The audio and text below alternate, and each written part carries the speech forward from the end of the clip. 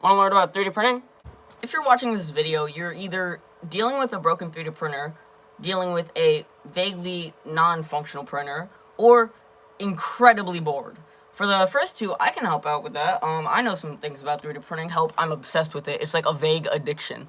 For the last one, you're cooked, man. This is an educational video about 3D printing by a guy with less than 500 subs. Starting off, I'm gonna quickly deface my 3D printer, play Funky Town or something, because that was brutal. Now, let's go take a look inside the actual print head. So starting off, a pretty common problem with beginners is getting a small piece of filament trapped inside of this whole gear mechanism. The little plastic bit being in there stops whatever filament you're trying to put in from actually going down to the hot end. It'll stop it around like maybe the Teflon tube, or if it's stuck in the Teflon tube. This is strictly speaking for non-all-metal hot end. It'll kind of get wedged and you'll have to like push it out from underneath by taking out the Teflon tube. Next issue is having a resin printer. If you have poor bed adhesion, I've already done it here. A couple spurts of IPA.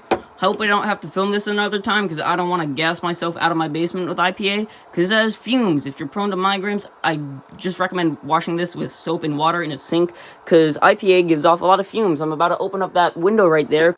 Also, if your print ends up getting a little off the top for some reason and you checked and there's no clog, check your spool itself. Chances are you've got a bit of a tangle. If you look down there, that's a bit of a mess right there. Yeah, right there, you've got a tangle.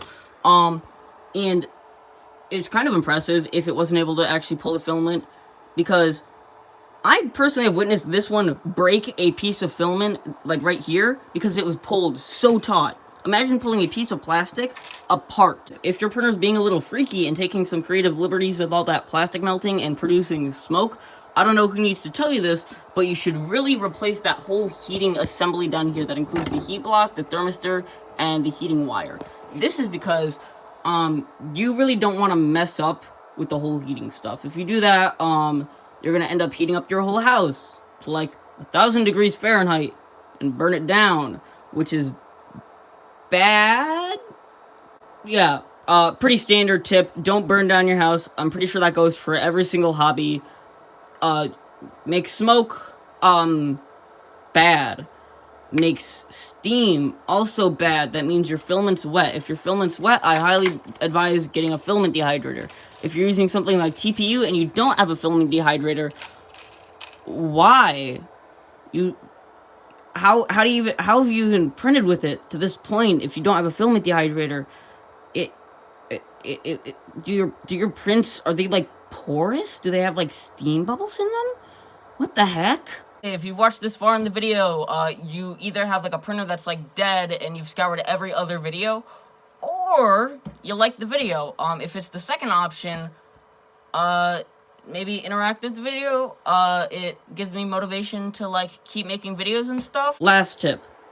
Manufacturers don't always get everything correct. This printer here didn't come with the proper auto bed leveling firmware installed, so whenever it finished auto bed leveling, it just didn't remember it. It just kind of forgot. It had like, I would say goldfish memory, but that was insulting to goldfish.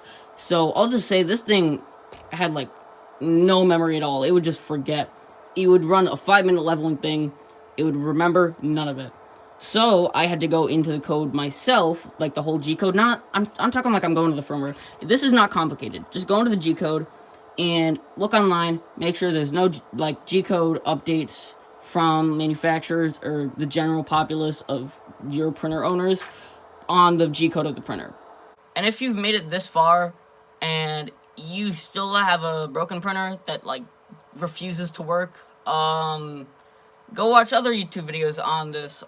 There's a lot of talented people out there that have made videos on this stuff.